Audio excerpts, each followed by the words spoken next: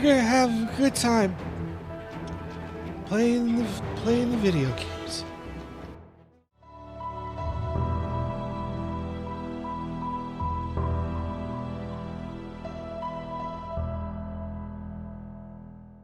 Before we begin, the Gamer's Advocate would like to remind you that any episode could contain game spoilers, so watch or listen with discretion. And now your hosts, AM Komnenos, Banana, and Legion. Enjoy the show.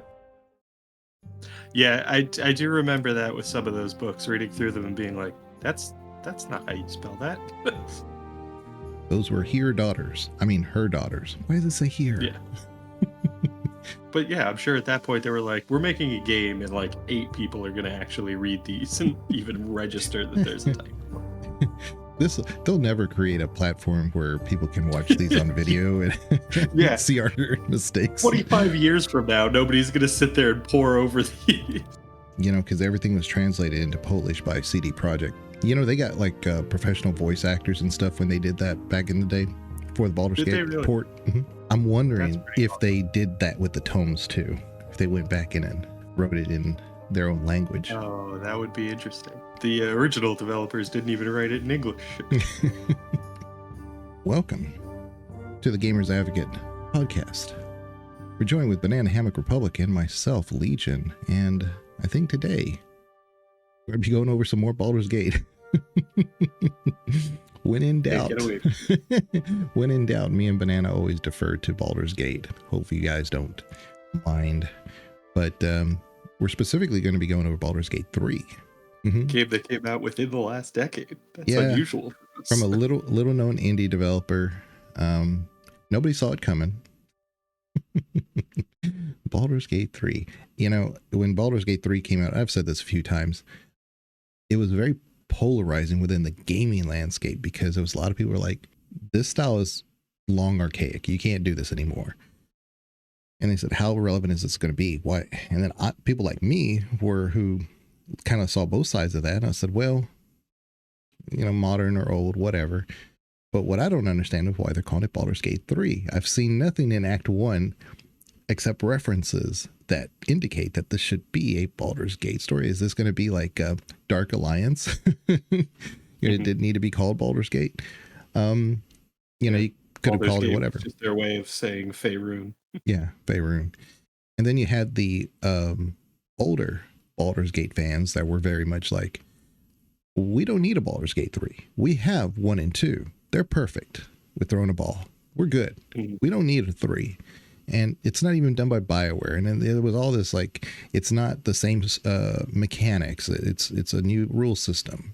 So when Baldur's Gate 3 was coming out, kind of like I said, I've said this before, you had one side, the old heads, and you had the newer gamers that were like, they didn't see any expectation for the game. And I kept saying, there is a good game here. Need to check it out. And I said, I think that's going to win Game of the Year. And it was my too early call for that. But lo and behold, it was tough to predict. But exactly. And in hindsight, it's like, oh, that was an obvious call. Yeah. No, what? Well, yeah. At the end of the year, it felt obvious. But when you were making those predictions and games still haven't come out, less so. And not only that, but that was tough competition that year. That was a great year for gaming, and it was the best game in a great year of gaming. So today we're going to specifically go over the companions within Baldur's Gate 3. Banana has a lot. Like I've heard this over and over. Like it's like I've yet to like significantly romance anybody or take any kind of like subject from that and make a video. The overwhelming majority of the Baldur's Gate 3 audience. Yeah, I'm stuck in lore. I'm stuck in the story. I'm stuck in like the mechanics. I'm like romance. I like romance in games. Look at this cool new build I found. Yeah. Cool. Did you know you can take the clothes off? Because you can. Yeah, I saw all these things like, especially like Twitch streams and stuff about like, hey, swap their underwear. I was like, I never even thought to do that. I was like, okay. Yeah, I do find it funny that you can like swap their underwear with each other. It like retains the name. So like Will's undergarments stay Will's undergarments if you put them on another character. And it's like, why do you have Will's underwear? I mean, obviously it's because I gave it to you, but Something's going on. Yeah, and it would be interesting if they made a comment about that, like like Shadowheart, like not happy about I woke this, up but this morning and I was wearing Will's underwear. yeah. But no, I was thinking like we're not going to do a tier list. There's only two of us, and I don't think that tier list would be very good. Me and you both say A on something. You really need that third or fourth person to kind of give you some clarity of, the argument. Well, we'll probably start with, I guess, I did the Mass Effect like when we first encounter them. I'm going to try to keep that in my brain. But Lae'zel, what do I say about Lae'zel? So when I first played Baldur's Gate 3, being an old head Baldur's Gate player, I said, this is not going to work. It's a Gith Yankee. This is not going to work. I don't care who she is. I don't care how far we get. I don't care how likable or what her arc is. This is not going to work. Lae'zel is a Gith Yankee that you meet at the very beginning. She's jumps out of the sky from the... It's interesting, like in the beta, she comes out of the same area, but it's after you jump over this little gap, and then she shows up. Whereas now you just kind of turn the corner and she's there and that gap's not there. So it's more streamlined. I like how they did that better. But she kind of shows up and wants to eviscerate you, and she says, Blacketh blesses me this day. I guess you're not. You're not a thrall. Yeah, you're not a thrall. So she thinks that, you're immediately hostile. She's about to take you out, which is interesting that she has this little soliloquy just before she wants to do. Yeah, it seems a little inconsistent that she would talk to you before killing you when she thinks you're a thrall. Mm-hmm. But she's a Gith Yankee. They just kill on sight. And it would make more sense if you had like your little brain guy next to you. Your what are they called? The intellect devourers. If you had him next to you, like sometimes you can't do the check. His name is Us. Yeah. That was my first impression of Lae'zel. Now, of course, we're not going to go into like, this is not a character deep dive, because then we'd be here all day for just one character. Yeah. Also, there's different directions each of these characters can go as you play through the game, and some of that gets into pretty deep spoiler territory. So right. And that's what I was going to try to hopefully avoid. Yeah. But yeah, she's a green friend that you run into, and she's immediately helpful because she's your warrior. Now, so if you're a warrior, you're pretty versatile. She's pretty versatile. That's the thing about the 5 rules is that everybody's immediately capable. Yeah. You don't have to have that tank, cleric, mage. It's not so strict like it is in Baldur's Gate 1 and 2. But the difference with Baldur's Gate 1 and 2 is that you can have 6 companions, and you can only have 4 in this one, which I've always argued 5 should be. The rule said 5, 5 companions. That carrying over that mindset from Baldur's Gate 1 and 2, I feel like you need strength, dexterity, charisma, wisdom, and intellect.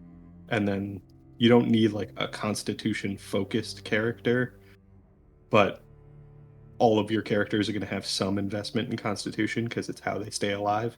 So like you almost need those 5 character slots to have a primary stat in each of those 5 options. And Baldur's Gate 3 decided, no, you get 4 and do the best you can. And it works. I think I just would have enjoyed a little bit more having an extra companion with me. Yeah, and that kind of forces my hand into making Lae'zel just a pure warrior. That's why she's always almost always a pure warrior with me. I mean, you can change their classes, of course, but once you get further into the game, but I always started off with a warrior because it's just more versatile that way for me to keep her that way. I don't have to, there's only just you and her at the very beginning. So you're thinking, I need to maximize our hit points here. And so, survivability, especially if you're playing on something harder, like Banana does on honor mode all the time. But yeah, so she's really interesting. And what were your first impressions of Lae'zel? I think as you play through, like initially, my first thoughts were kind of the same thing. Like, why would a Gith Yankee want anything to do with me? Just because my experience from Baldur's Gate 1 and 2 is like, even in those moments where you ally yourself with the Githyanki against the Illithid, they still hate you. You are a tool to them for their freedom, and that's it. And Lae'zel carries that attitude. She brings the exact same personality that we saw in Baldur's Gate 1 and 2 for the Githyanki into Baldur's Gate 3. But she does this very kind of slow burn where she learns more about what's actually going on. She grows to respect you as a leader if you play the way to earn her approval. And that was rewarding for me. Like the idea that the Githyanki, who are essentially indoctrinated into this religious zealotry to follow Vlaakith,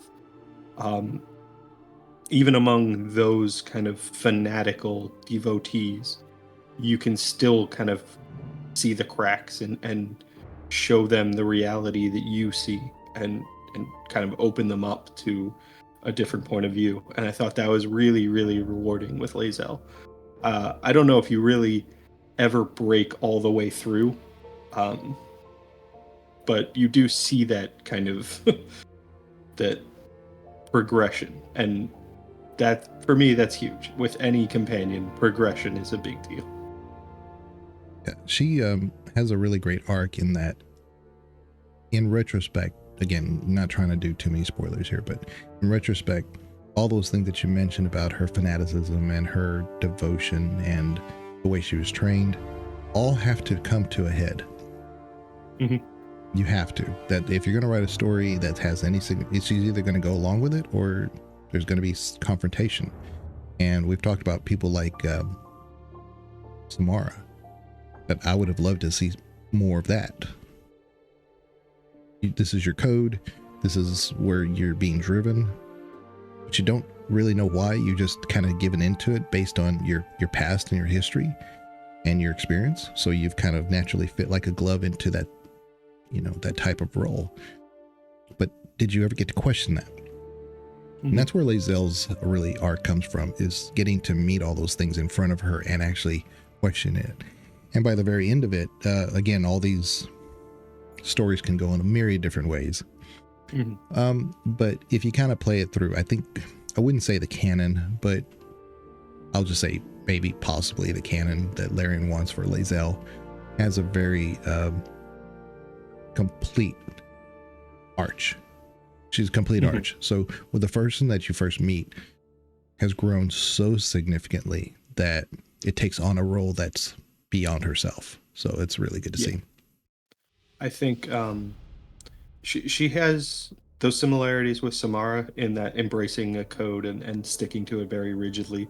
And she also has some of those similarities that we saw with Rex, where she sees kind of the reality of what's going on with her people towards maybe the middle of the story, where you're starting to really learn what's going on in Baldur's Gate 3 and figure out what this overall story arc is.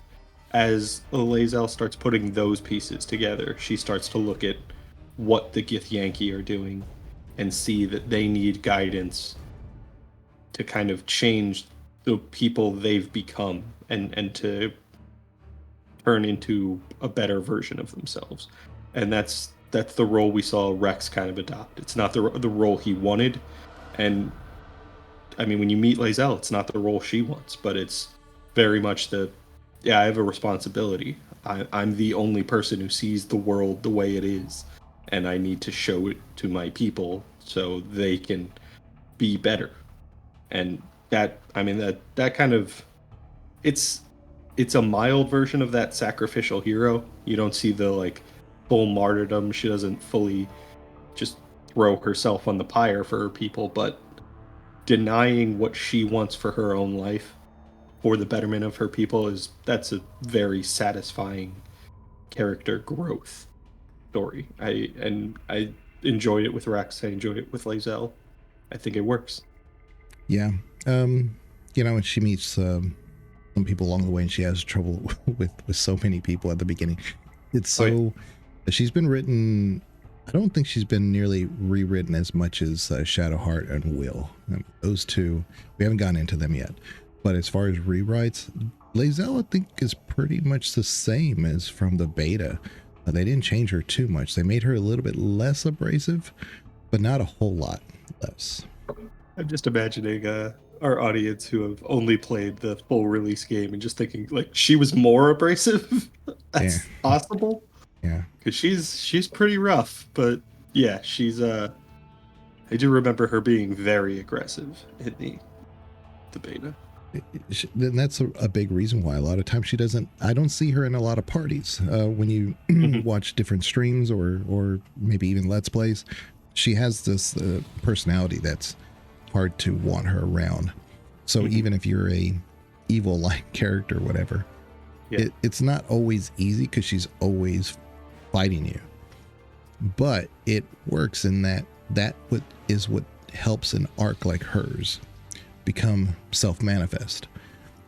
So it really is more rewarding because you vested the time to see her personality and see the little tiny cracks here and there. And again, no spoilers, but the more you keep her around, the little things that you find, the little lore tidbits that you find, she makes a little comment here and there. You see that injection of doubt. That is there. She's not rejecting it flat out. She does reject a lot of it, don't get me wrong, but she at least accepts it as an item for what it is or something. But yeah. So I really think that Lae'zel is one of those that I know Calm loves Lae'zel. He loves her. Yeah. And in hindsight, that kind of checks. Yeah. Yeah. I feel like a big part of why Cobb loves her is because Lae'zel's romance is one of the easiest to initiate. You just have to win fights, basically. That's all it takes. Yeah. If you prove yourself in battle, she's like, all right, I can work with this. And Cobb's just like, yeah, so I killed a few enemies and she was ready to go. But there's also how Calm likes and I hate putting words in his mouth or anything, but he tends to like those abrasive characters that push back. And that's all she does. So, yeah. But yeah, he tends to like those personalities that give you that want to have that argument. Yeah.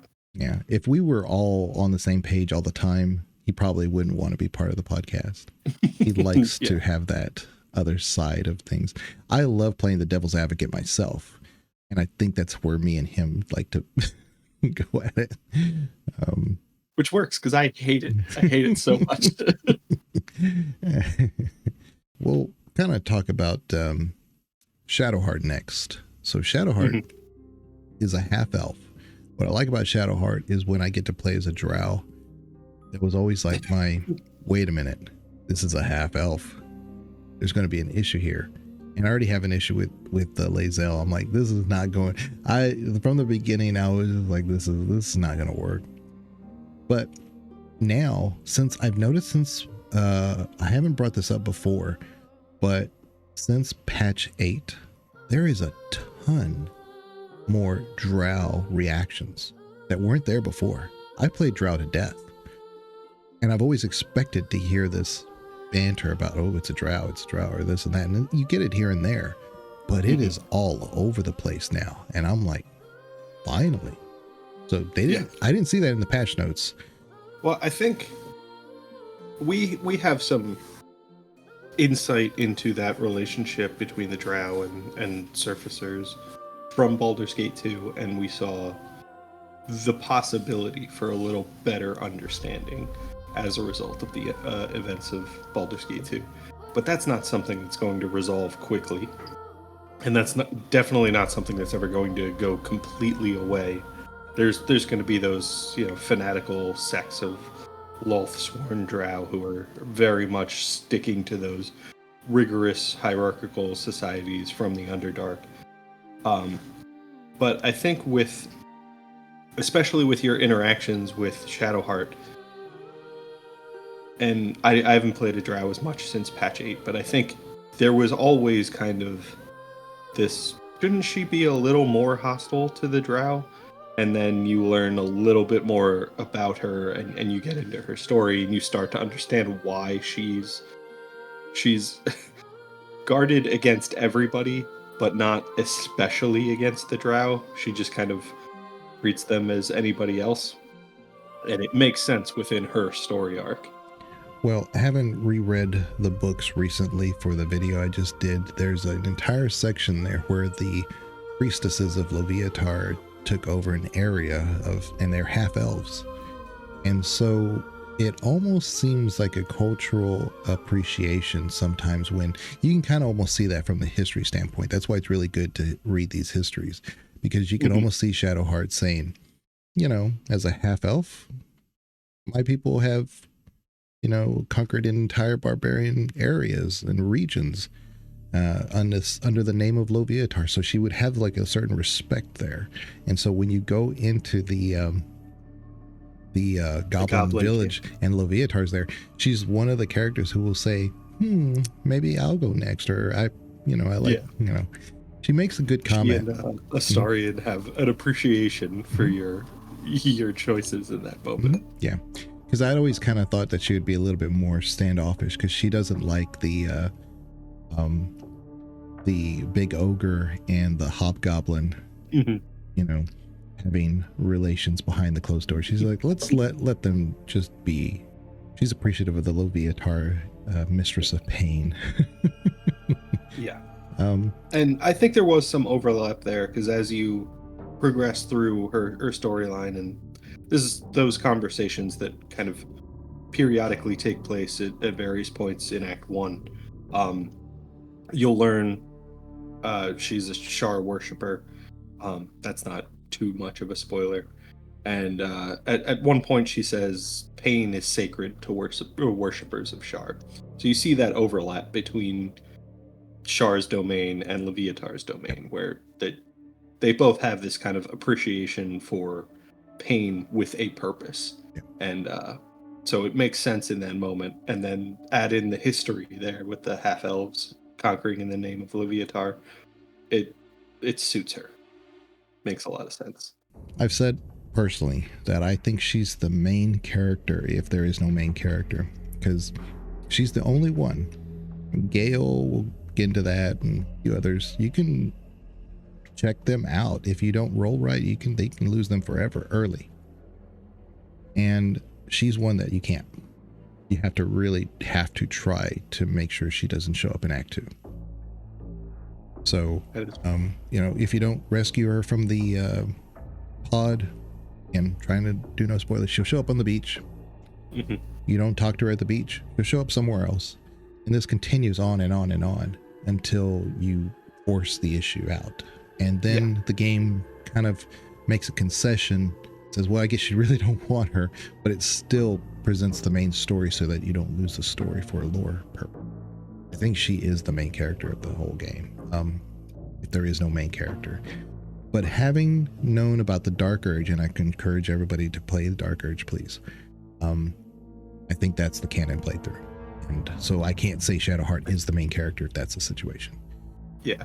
I think we've talked about this, and without getting into the spoilers for Dark Urge playthrough, I think I agree with you. I think it is the canon playthrough.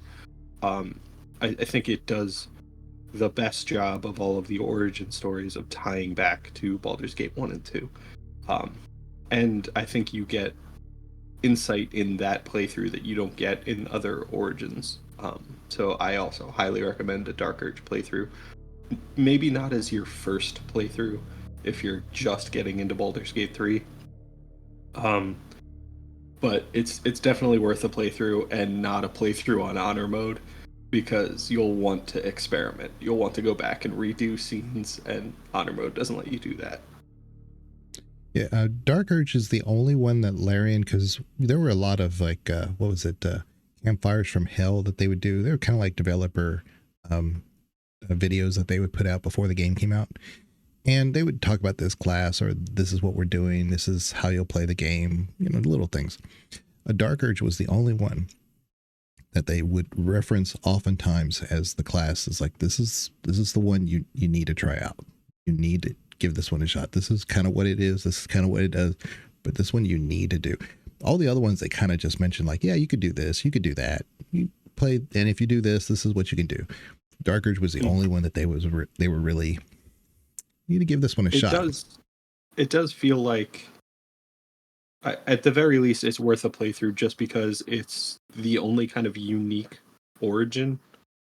So you can play any of those origin characters, or you can do a custom origin, and the main story experience doesn't change greatly. You'll have, different interactions if you're playing as Will or as Karlach or as Lae'zel, but you won't get a different real story. It's very much just you see the same story from their point of view.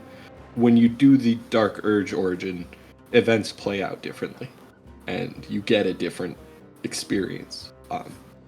So just for that reason, I say it's worth a playthrough. But I think it's an incredible story, and the fact that it ties back to Baldur's Gate 1 and 2 really was something I appreciated when I got around to playing it. Yeah. So, with Shadowheart as a half elf, and as someone who definitely does not trust Lae'zel, she becomes immediately valuable based on her skill set. Those spells that she can do, there's an instance or two where if you use them right, can really make it much easier of a playthrough early on.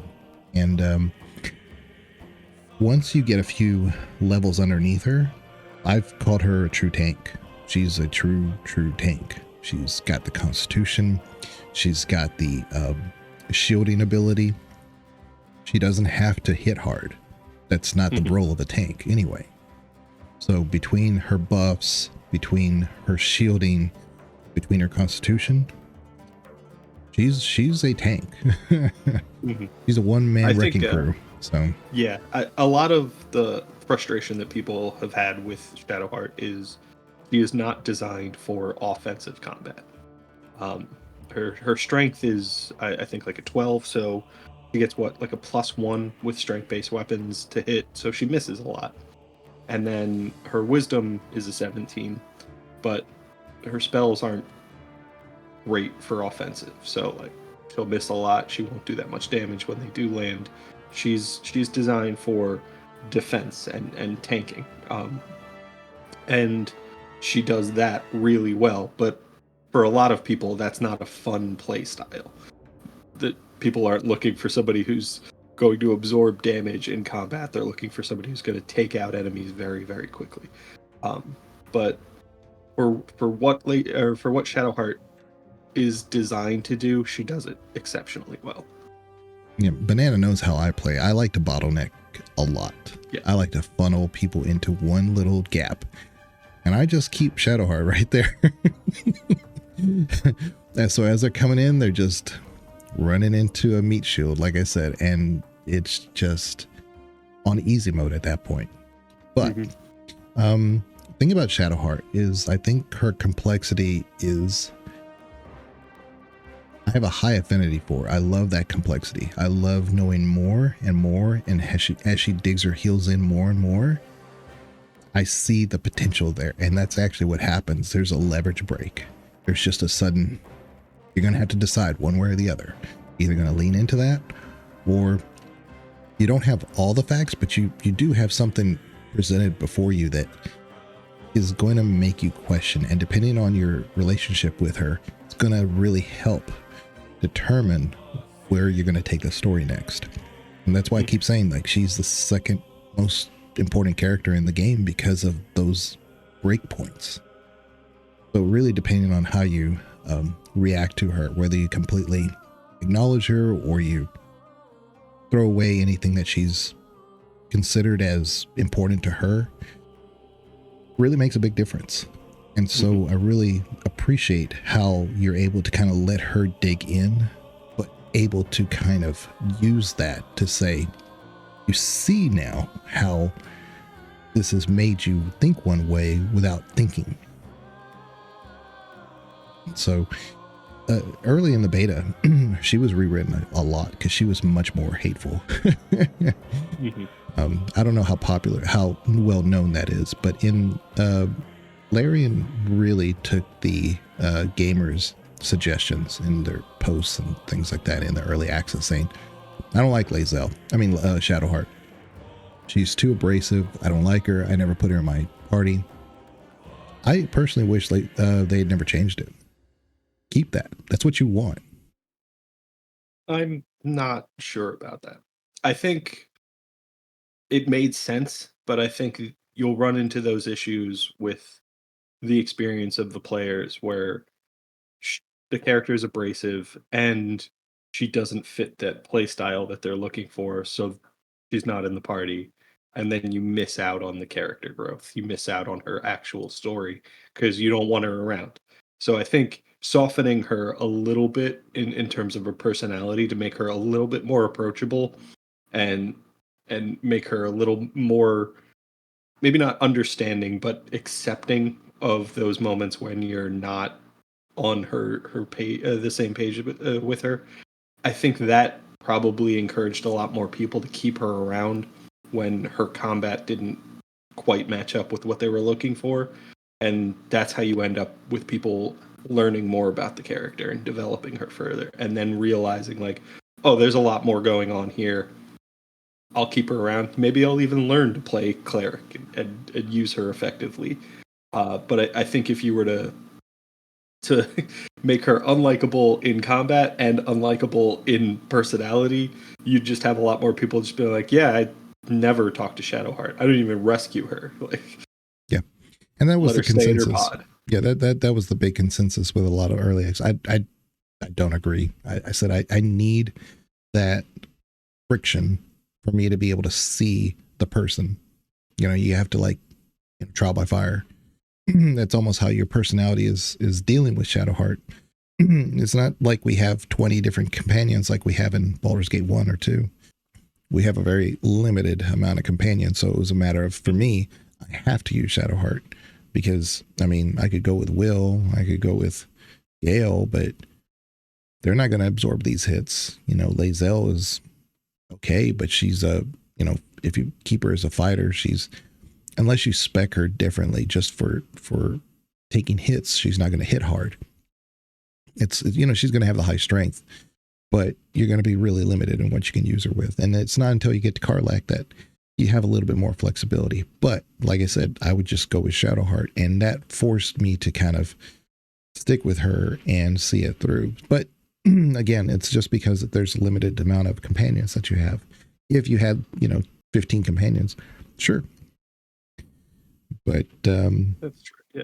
I think with Shadowheart, I really liked the antagonism. I wanted to see the banter back and forth. I wanted her to push back because that's how she's trained. She's trained to see it a certain way. She's trained to be somewhat myopic, and she's very guarded for a lot of personality reasons, but also because of what she's doing in this scene, this story. So yeah, there's a lot going on with Shadowheart, but again, it's one of those, either people love her, people hate her. Some people will take her or leave her, but more often you have their own one side of or the other of the spectrum. It's interesting that you suggest that that Shadowheart is the alternative main character if there's not a custom main character, and I don't really disagree with it. It's just that every origin character has intimate ties to the main story, and when you think about what the main conflict is, Lae'zel is fundamentally closer to that main conflict than Shadowheart is, but she doesn't feel more important. She just kind of feels like she's connected to it. She has more of an investment in it. She has, you know, her personal reasons that tie her to that, but I don't care. She feels generic in her connection to it, where Shadowheart feels very unique. And so I kind of agree with you that if there is not a custom main character, if you're playing one of the other Origins characters, Shadowheart is almost like the main character and you're following along at that point. So yeah, I kind of agree with that. Yeah, and I only say that because in Act 1, she's central. I mean, she really is. I mean, the whole, again, I'm not going to bring up any spoilers, but she's central to Act 1 and the whole reason why you even can exist. She's central in Act 2. And she becomes somewhat central in Act 3 if you actually follow that story. You kind of, I personally can't see the story without doing her part in Act 3 because there's so much tied to how you got to Act 3 through Act 1 and 2.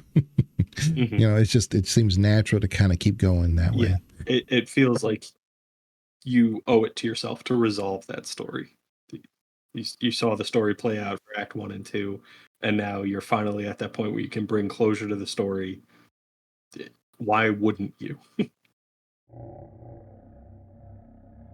Astarion, who, that's why I'm saying this, is because I like Astarion. I never use him because I generally make a lot of rogue high dex characters. I don't need him now. Even with Ranger, I don't really need him. If you play a bard, you don't really need him. If you play rogue, obviously you don't need him, but there's enough variation within the classes of, say, rogue, that he could still find usefulness. And of course, if you want to play a completely different character like a barbarian or something, absolutely you'll need somebody like him. But he also, like you mentioned, has an arc that covers the main story, but he's nowhere, there's nothing really that is central to him in Act 2. And that's kind of why I'm saying, like, some of these characters, although they all have central ties, some of them don't really have anything to do with anything until, and it's really interesting because he was one of the first characters, even in the early access, that you would ever find. Put this, he is extremely well loved, and I don't understand it. The voice actor won the award for greatest vocal for him, and I was like, I mean, I could see that. I'm not arguing against it, but I was like, of all characters, really though, I found it hard that Astarion was so accepted when I never found him welcoming. But So I think you and I are kind of on the same page there. With the voice performance, I will say, like, the voice actor did an excellent job, and I think part of the reason that they were featured for that award, that they were selected, was because Astarion gets to experience everything in Baldur's Gate 3. And when you have that range within a character, it gives the vocal performer, the voice actor, a lot of freedom to showcase what they can do. And in this case, they nailed it.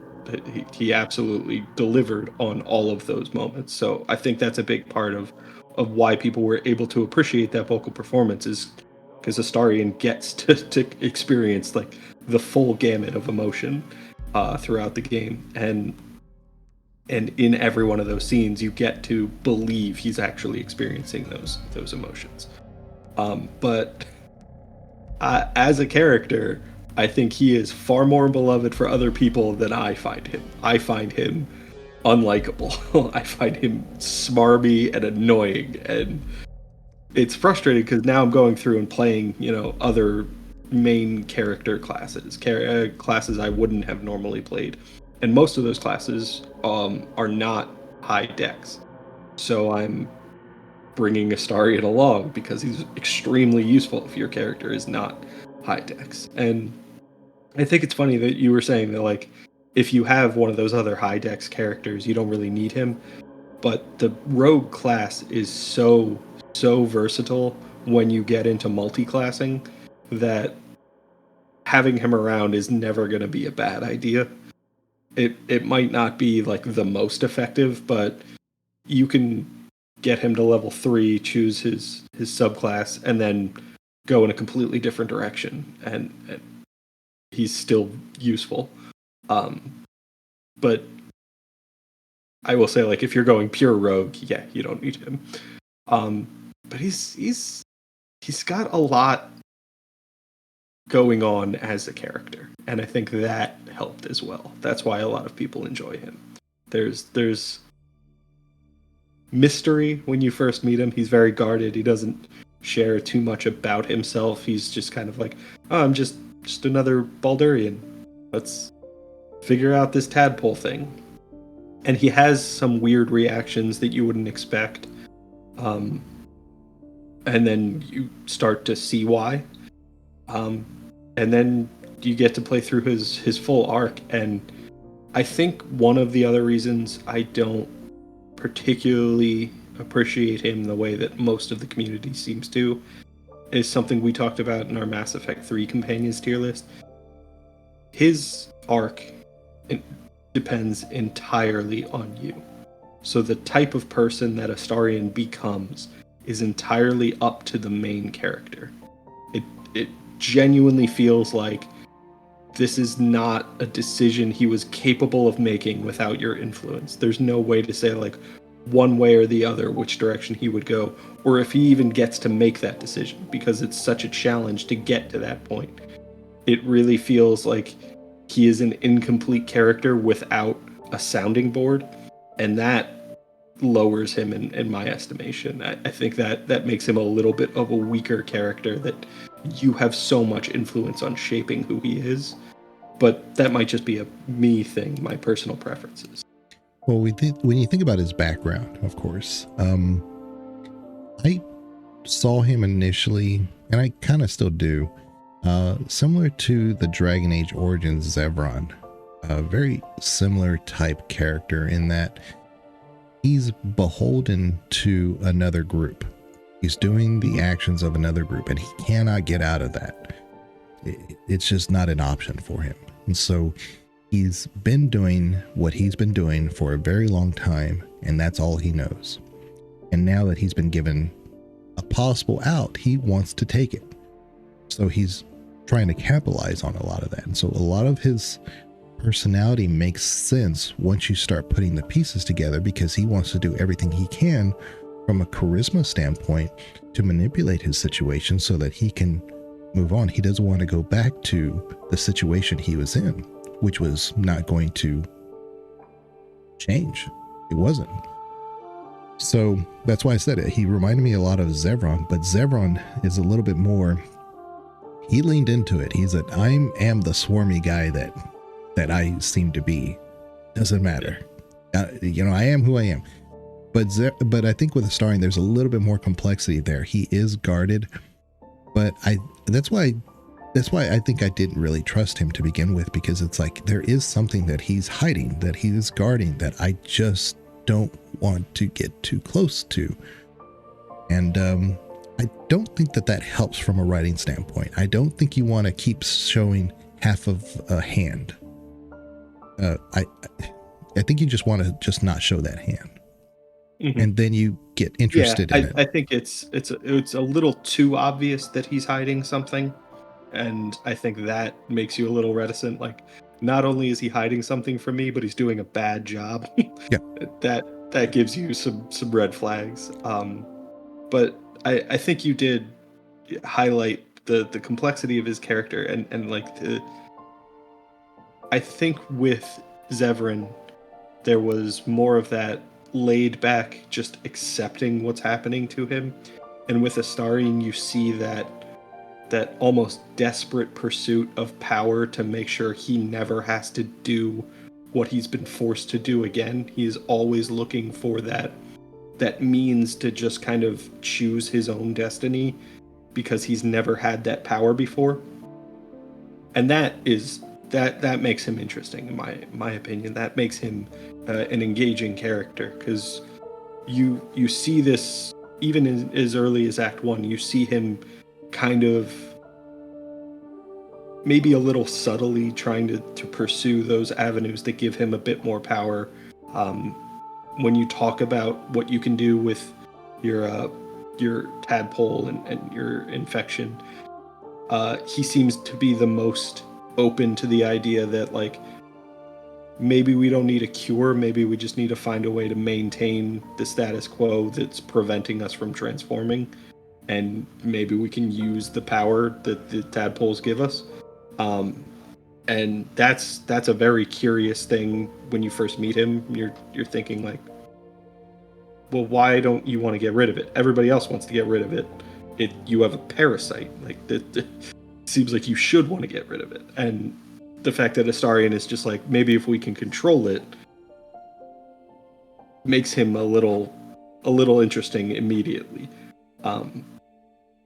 But There is just something about that character. He just seems greasy. He just seems a little off and like very much not the type of person I would want to associate with if I were really in the world of Faerun in this moment.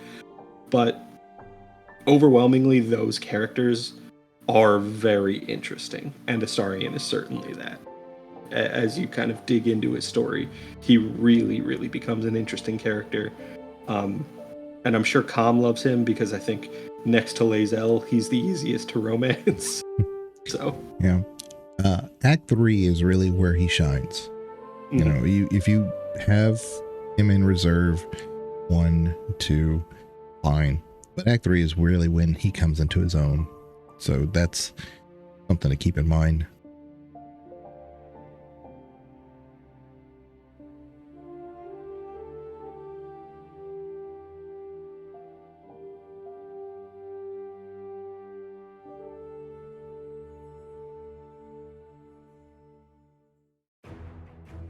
Thanks so much for tuning in as we shared our thoughts on 3 of Baldur's Gate's standout companions, Lae'zel, Shadowheart, and Astarion.